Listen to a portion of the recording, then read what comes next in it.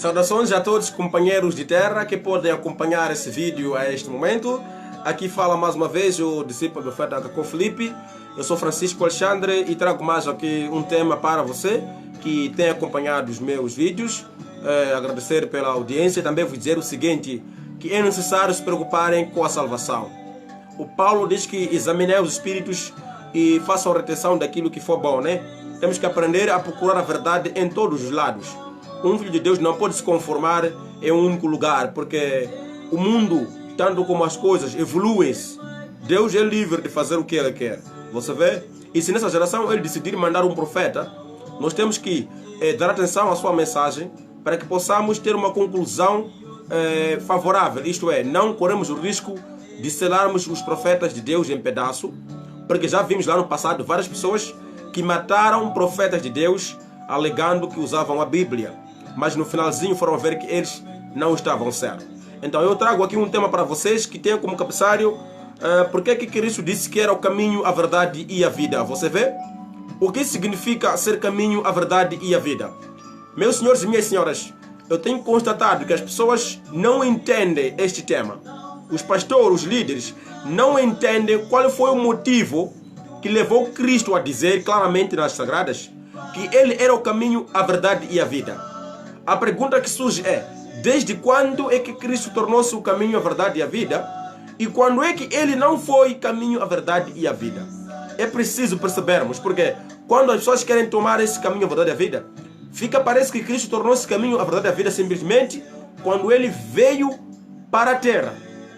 Isto é, quando Ele manifestou-se como de Nazaré, é a única vez que Ele foi caminho, a verdade e a vida. Isso não é verdade. Jesus Cristo é o Deus do Antigo Testamento. Quando Moisés dirigia o povo, era o próprio Cristo manifestado em Moisés, tornando Moisés caminho, a verdade e a vida na sua geração. Isto é, fora a mensagem de Moisés, não havia salvação. Nós encontramos o Messias feito carne, dizendo essas palavras: eu sou o caminho, a verdade e a vida, ninguém vai ao Pai sem passar por mim. Você vê? Mas nós encontramos hoje que os líderes, os religiosos, não têm uma resposta bíblica para nos dizer por que Cristo dizia essas palavras. O que estava a acontecer em Jerusalém para que o Messias dissesse que Ele era o caminho, a verdade e a vida? Retenham primeiramente que Cristo teve duas missões na terra. A primeira missão de Cristo é tirar o pecado do mundo. Seja quem tu fores, não importa o tempo, a época em que você viveu, o sangue de Cristo é o único responsável para apagar o pecado. Você vê? Porque o sangue dos animais não era suficiente para apagar os pecados. Mas o sangue dos animais cobria o pecado por um tempo, mas não apagava o pecado. Você vê? O sangue de Cristo é que veio apagar o pecado por completo. Ele pagou o preço suficiente para poder apagar o pecado do mundo. É por isso que nós vamos ter que falar aqui das duas missões que Cristo teve cá na terra. A primeira missão, Ele vinha como o Cordeiro de Deus para tirar o pecado do mundo. Você vê? Ele veio como o Cordeiro de Deus para tirar o pecado do mundo. Mas Ele tinha a segunda missão, que poucas pessoas desconhecem, que os muçulmanos têm a ouvir falar, mas vocês não ouvem razão porque pensam que o muçulmano é alguém que não lê a Bíblia ou que não conhece a história. Mas perceba uma coisa, a primeira missão de Cristo era tirar o pecado do mundo. Como o Filho de Deus, como um Cordeiro vivo, Ele tinha que tirar o pecado do mundo. Mas o mesmo Cristo tinha a segunda missão. E a sua segunda missão qual era? Ele diz claramente aqui, no livro de João 9,5, primeiramente, ele diz o seguinte: enquanto eu estiver no mundo, eu sou a luz do mundo. Você vê? Cristo diz claramente, João 9,5, enquanto eu estiver no mundo, eu sou a luz do mundo. Dá para perceber aqui uma coisa, quando alguém usa esse verbo, enquanto eu estiver. O verbo estiver aqui está a mostrar que a pessoa está dizendo, no momento em que está lá presente, estará a cumprir uma missão que terá seu fim. Então o Cristo aqui, ele diz claramente no livro de João 5,9, que Ele é a luz do mundo enquanto estiver no mundo. Você vê? Então alguém pode perguntar-se, como é que fica quando Ele não estiver no mundo? Porque agora Ele não está no mundo. Quando Ele dizia essas palavras, Ele falava de estar no mundo no sentido literal, presencial, carnal. Ele estava na terra. Então dizia claramente que enquanto eu estou no mundo, eu sou a luz do mundo. Mas qual é o motivo que levava o próprio Cristo a dizer que enquanto está no mundo, ele é a luz do mundo. E em Mateus 15, 24, Mateus 15, 24, vamos ler isso. Ele respondeu à mulher e disse-lhe: eu fui enviado apenas para as ovelhas perdidas da casa de Israel. Você vê? O próprio Messias respondeu a uma mulher samaritana que procurava ajuda para curar a filha, o filho que estava doente.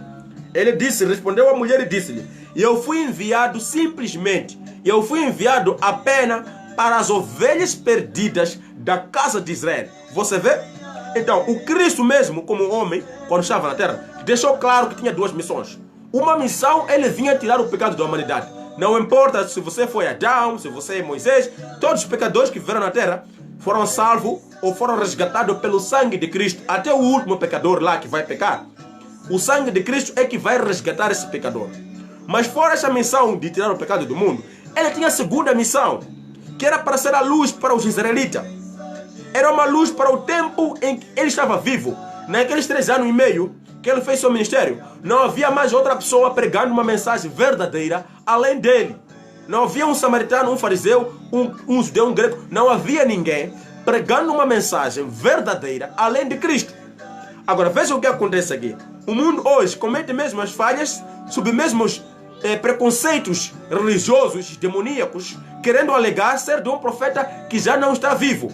Vamos ler junto aqui o que disseram os judeus a Cristo no livro de João 9, 28 e 29. O que acontecia no tempo de Cristo é que as pessoas recusavam receber Cristo como Salvador, alegando que Moisés era o seu profeta. Você vê a confusão que está aqui?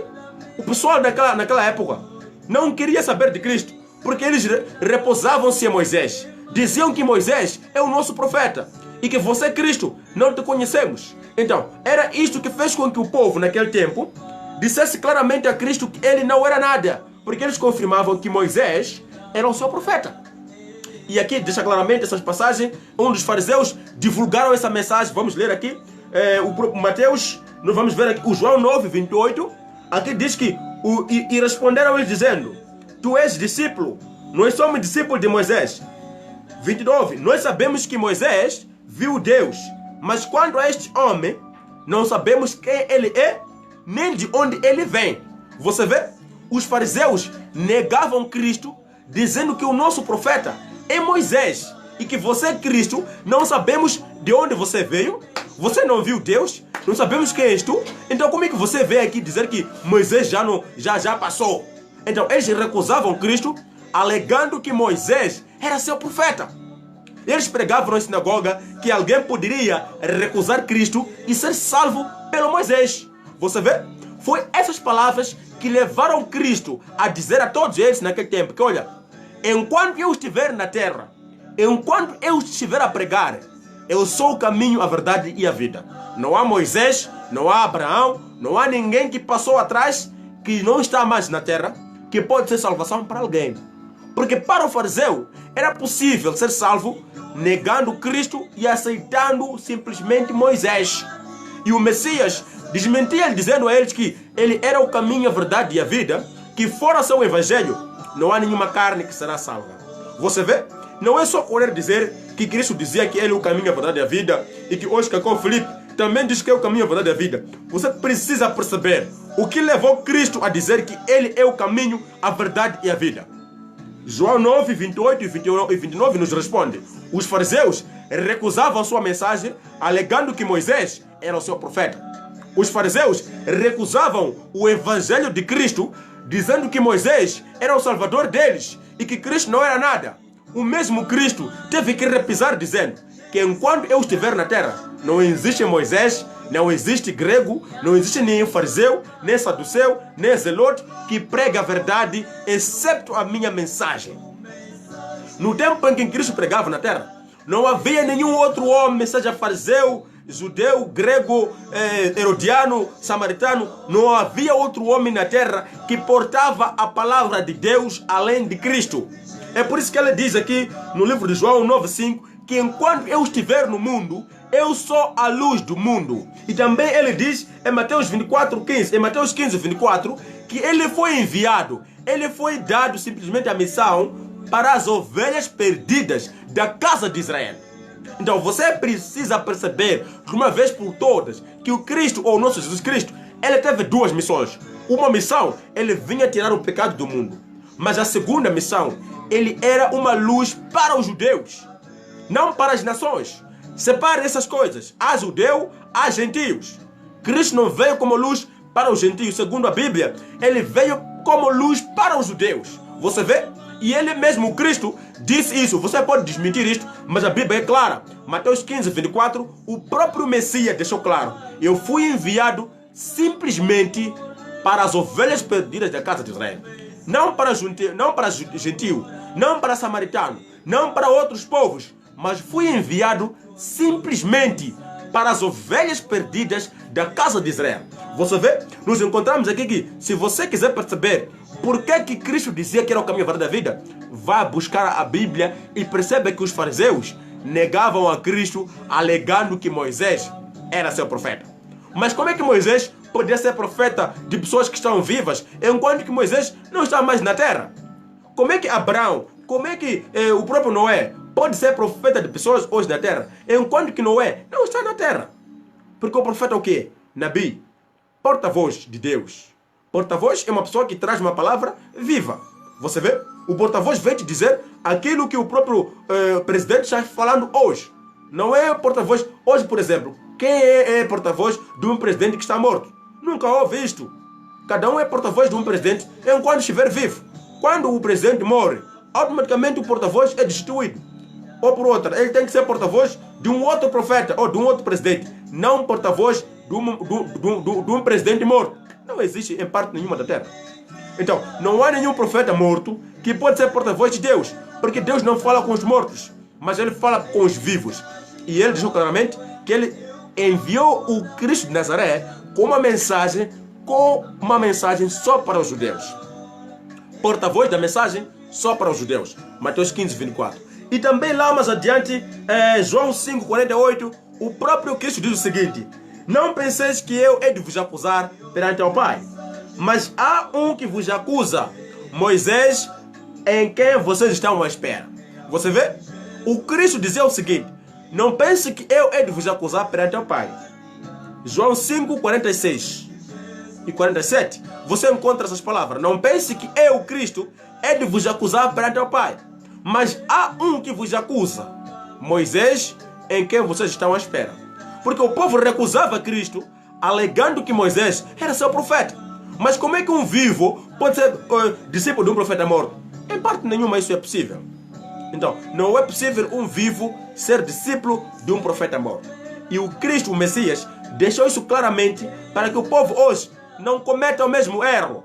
Eu vejo hoje pessoas negando o profeta Jacob Filipe, alegando que o meu profeta, ou o meu profeta nesse caso, é o Cristo de Nazaré. Mas qual é o Cristo de Nazaré? Porque aqui, em Mateus 15, 24, o próprio de Nazaré, o Cristo nesse caso, deixou claramente: eu fui enviado apenas para a geração do tempo dele, isto é, para os judeus do seu tempo. E em João 9,5, ele diz claramente que enquanto eu estiver no mundo, eu sou a luz do mundo. Enquanto eu estiver no mundo, repito, enquanto eu estiver no mundo, eu sou a luz do mundo. Para dizer que quando não estiver no mundo, já não seria luz. Ok? Exatamente isso. Quando Cristo sai da terra, quando ele morre, recorde-se que a escuridão invadiu a terra. Aquela escuridão simbolizava a luz de Deus que saía da terra naquele momento. E quando é que a luz voltou a brilhar? A luz voltou a brilhar quando o Espírito Santo desceu no Pentecoste para os discípulos. E também voltou a brilhar para os gentios, no livro de Atos 13, 47. Paulo diz: eu, Paulo, fui estabelecido luz para a salvação dos gentios. Você vê? Paulo diz claramente que ele foi estabelecido uma luz para a salvação dos gentios até os confins da terra. Não Jesus, não Pedro, não Timóteo, não Bernabé. O próprio Paulo é que foi estabelecido uma luz para a salvação dos gentios. Então, o Cristo disse lá em Mateus 15, 24 que foi enviado para os judeus. E também veio a dizer em João 5, 9 que enquanto está no mundo, ele é a luz do mundo. Mas quando ele foi para o céu, Paulo veio em Atos 13, 47 a dizer que o próprio Paulo é a luz na sua geração para a salvação dos gentios. Você vê? E que o gentio agora não precisa procurar viver que nem um judeu. Porque gentio é gentio, judeu é judeu. Você não precisa misturar as coisas.